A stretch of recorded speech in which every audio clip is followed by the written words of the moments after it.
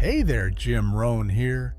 Let's talk about something that leaves so many people confused, heartbroken, and stuck in silence: the sudden goodbye from a dismissive, avoidant partner. One day, they're there, maybe not fully emotionally open, but still present. And then, without warning, they're gone. No clear explanation, no real closure. Sometimes they even vanish entirely, block you, distance themselves, and rewrite the relationship in their own mind like it never mattered. And you're left in the wreckage wondering, what just happened? Did they ever care? Will they come back? If you've been through this, I want you to know it's not about you being too much. It's about them hitting the emotional limit of what they could handle.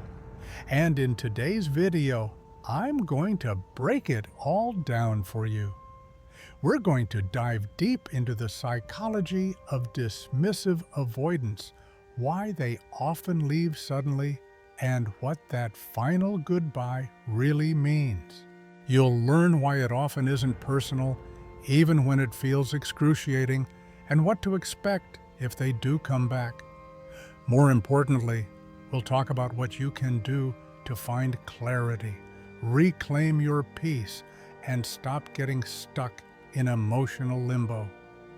Because this isn't just about understanding them, it's about choosing you. If you've ever been ghosted, shut out, or blindsided by someone who couldn't stay present in the relationship, this video will help you put the pieces together and start healing from the inside out. Before we dive in, don't forget to subscribe to the channel and hit the bell so you never miss a weekly dose of grounded, emotionally clear relationship insights. I'm here to help you navigate complex relationships with clarity, boundaries, and self-respect. Let's get into it. When a dismissive avoidant partner leaves, especially if it happens suddenly without a real goodbye or explanation, it can leave you spinning. It feels like emotional whiplash. One moment you think things are steady, maybe even improving, and the next, silence. They pull away, shut down, disappear from your life, sometimes even block you completely. No warning, no conversation, just absence. And naturally, you start asking yourself the hardest questions. Was it something I did? Did they ever even care? But here's the truth that often goes unseen. Their final goodbye usually has less to do with you and more to do with them, hitting the edge of their emotional capacity. Dismissive avoidants aren't wired for closeness in the same way securely attached people are. Most of them grew up in environments where emotional connection wasn't safe, welcome, or consistent. Maybe they were taught to toughen up, maybe their feelings were ignored, or maybe showing vulnerability led to shame. Over time, they learned to survive by depending only on themselves. Intimacy became uncomfortable, vulnerability became a threat, and love, when it starts to feel deep and real, can trigger fear instead of safety. So, when that love starts to grow, when you get closer, when they start to feel seen or needed, it activates their old wiring. Their nervous system tells them, this isn't safe. You're losing control. Run.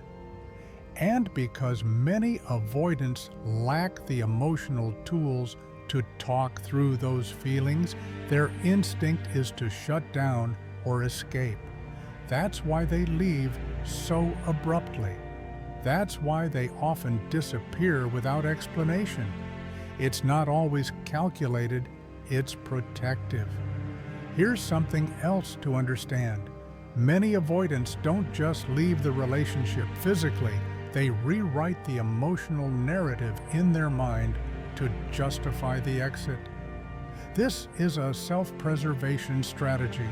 They might downplay what you had convinced themselves it wasn't that serious, or even create emotional distance by remembering only the things that bothered them.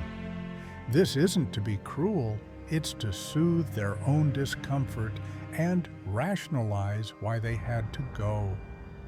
It can feel deeply invalidating, especially if you were emotionally invested, showed up consistently, and gave your all. But their goodbye is rarely about a lack of love. It's about their inability to hold love when it gets too real. That doesn't excuse the pain they caused, but it does offer insight. And sometimes just understanding why they left can be the first step in reclaiming your peace. In the next section, we'll talk about whether they come back and what to watch for if they do. But before that, let yourself breathe. Their disappearance was never a reflection of your worth. It was a reflection of their limitations, and you deserve more than someone who disappears when love gets close. You deserve someone who stays.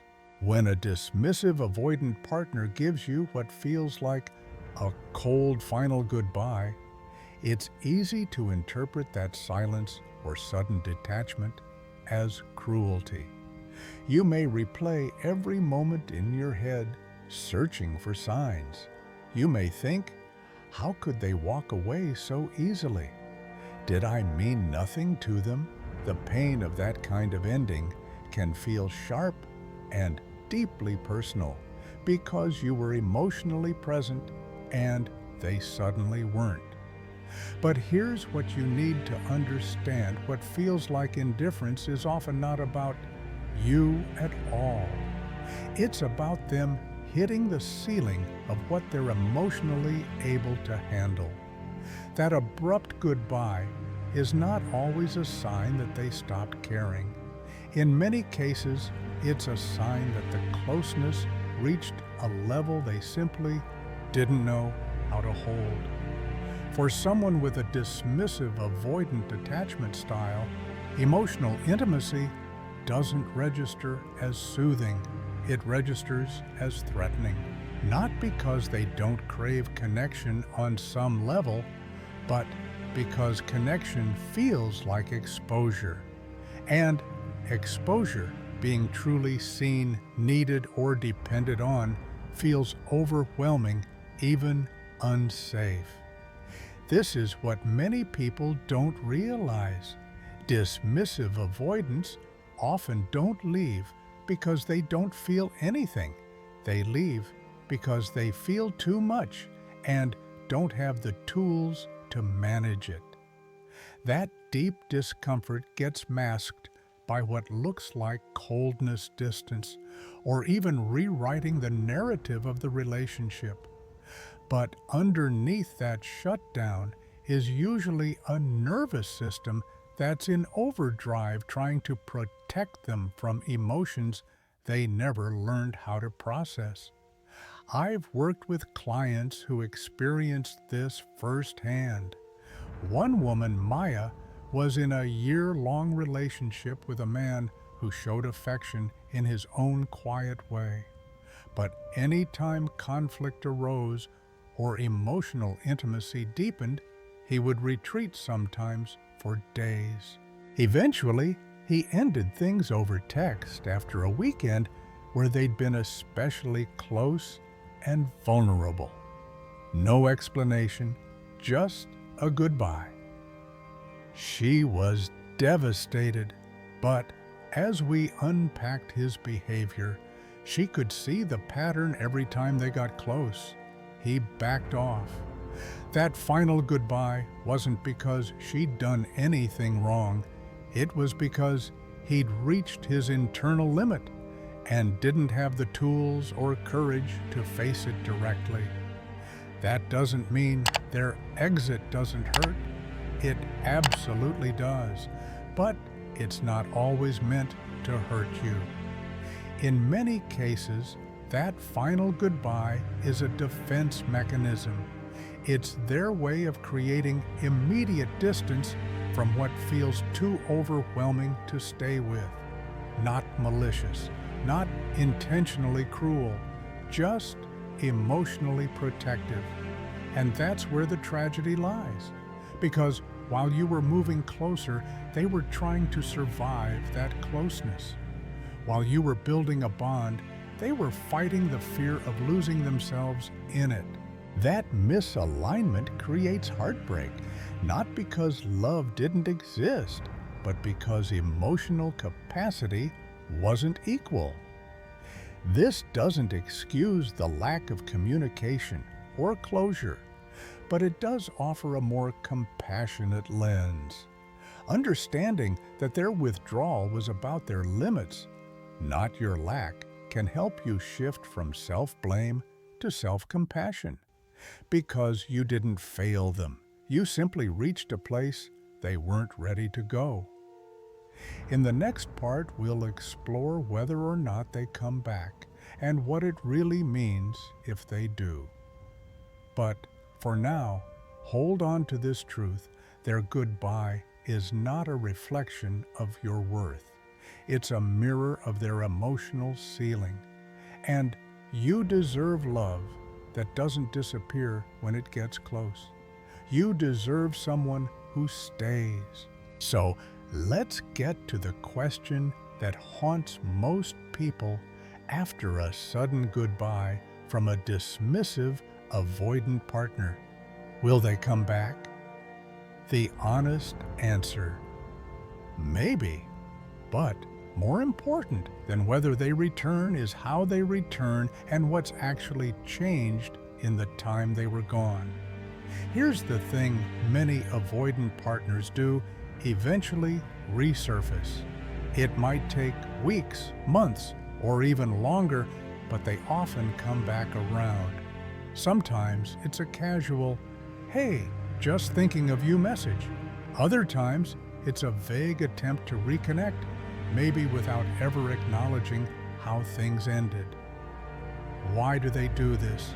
Because avoidants often don't fully process the emotional impact of their leaving until much later. When the intensity of closeness dies down and their internal defenses feel safe again, they may start to miss the connection, especially if they're feeling lonely or nostalgic. But, and this is key, their return is rarely a sign that they've changed. Unless they've done real internal work therapy, deep self-reflection, emotional accountability, the same cycle tends to repeat. They might come back warmer, maybe even more open for a short time. But as soon as emotional intimacy begins to build again, their nervous system will likely trigger the same fear of closeness. And if nothing in their patterns has shifted, the retreat will follow. You're not imagining it. You've just been here before. Think of it like this: a return is not the same thing as a repair. An apology isn't the same thing as accountability. And longing is not the same thing as emotional maturity. If they come back without clarity, without naming their part, without asking how they impacted you, it's likely that their return is about soothing their own discomfort, not about building something different. Let's look at an example.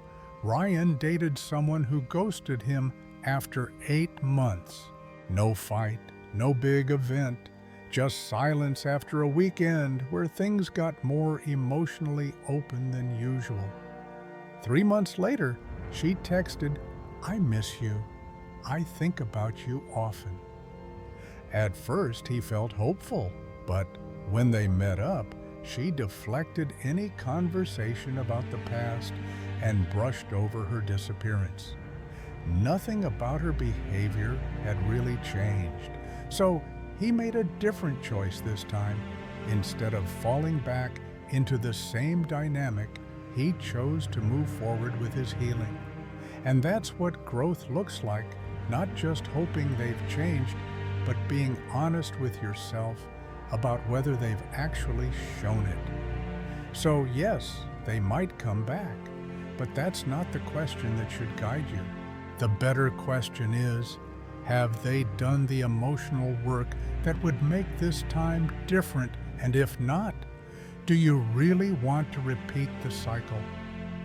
In the next section, we'll talk about what to do if they do come back and how to respond in a way that honors your healing, your clarity, and your self-worth. Stay with me. This is where your power returns.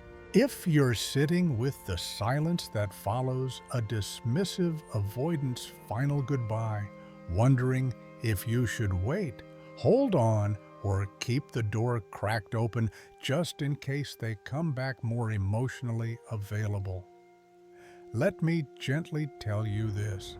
Don't wait for them to return emotionally whole. That version of them, the one who can hold space for your heart and stay present through discomfort, may exist one day, but only if they choose to do the inner work. And you can't put your life, your peace, or your healing on pause, hoping they will. One of the biggest emotional traps after loving an avoidant is thinking, if I had just been more patient, more calm, more understanding, maybe they would have stayed. But that's not the truth. Their inability to stay, their fear of intimacy, and their avoidance of emotional depth are not reflections of your inadequacy. They are reflections of their limits.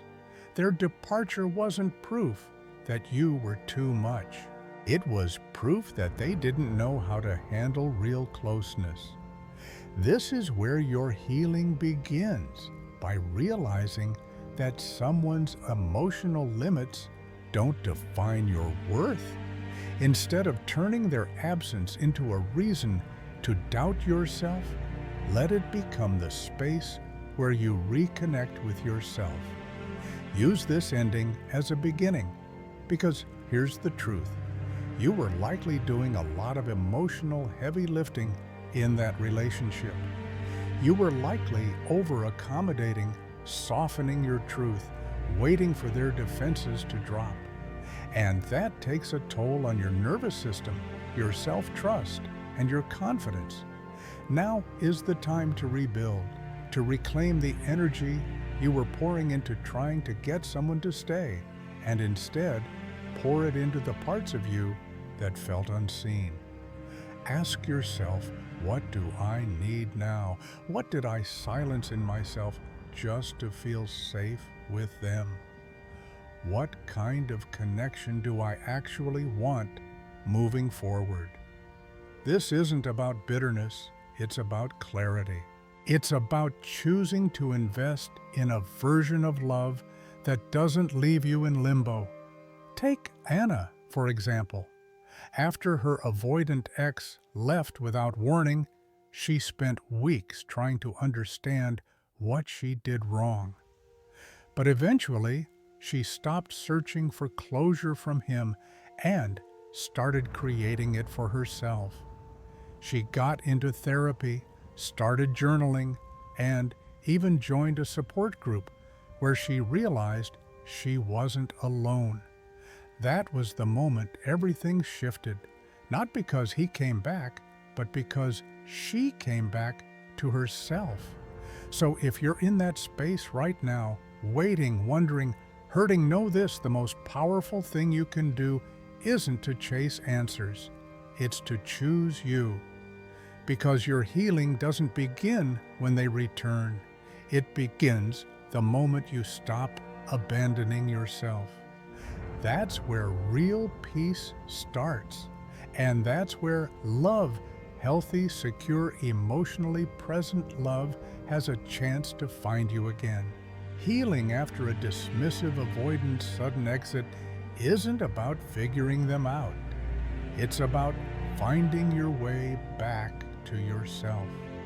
When someone disappears without explanation, it can leave you emotionally suspended, constantly replaying what went wrong, hoping for a different ending. But the truth is, real healing doesn't come from chasing closure or waiting for their return. It comes from recognizing that your needs were always valid, even if they weren't met. It comes from realizing that the love you offered was real and that you deserve to receive love that feels safe and steady, not conditional or confusing. Honoring your pain is part of that process. You're allowed to grieve the loss of what you hoped the relationship could become. You're allowed to feel angry, heartbroken, even disoriented. But don't let those feelings convince you that you're broken. You're not. You were emotionally available in a connection with someone who wasn't ready to meet you there. That's not a flaw. It's a sign of your capacity for intimacy, and that's something to protect and hold close, not silence. Start building a life where your needs aren't minimized, where your voice isn't too much, where your longing for emotional connection is welcomed, not avoided. That might mean going inward for a while, journaling, seeking support, reconnecting with parts of yourself you abandoned in the relationship.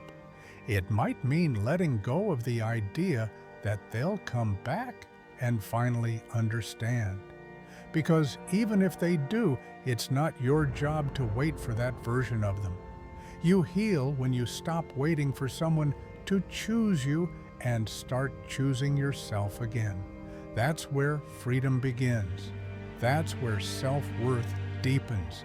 And that's when love, real reciprocal, emotionally present love, can finally find its way back to you. If you've ever been left reeling by a dismissive, avoidant sudden exit, I want you to know you're not alone and you're not crazy for feeling confused, hurt, or even angry. What you experienced wasn't just about love ending, it was about being met with emotional silence when what you needed was clarity, closure, and connection. In this video, we've unpacked the psychology behind that final goodbye. We talked about how avoidants don't always leave because they don't care, but because they hit the limit of their emotional capacity. We explored how love can feel overwhelming to someone whose early life taught them that vulnerability is unsafe. And we looked at why they often disappear without warning, not out of cruelty, but out of self-protection. We also answered the hard question, will they come back? Yes, sometimes they do, but unless they've done serious inner work, the patterns rarely change. That's why your healing can't wait on their return. It begins when you decide to stop waiting, stop chasing answers, and start honoring your own emotional needs. The most important takeaway, their inability to stay, isn't a reflection of your worth. It's a reflection of their limitations. And your healing doesn't come from figuring them out. It comes from choosing yourself again and again until the love you give is met with the same depth, consistency, and care. Thank you for watching and for showing up for your healing today. If this video gave you clarity, peace, or even just a sense that you're not alone in this experience, I invite you to subscribe to the channel.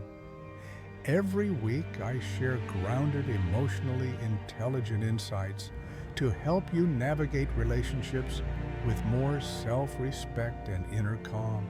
And I'd love to hear your thoughts. Drop a comment below. Have you been through a dismissive, avoidant goodbye? Did they come back? How did you heal? Your story could be the encouragement someone else needs to hear right now.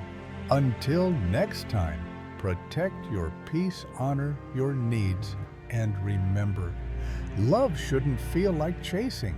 It should feel like coming home.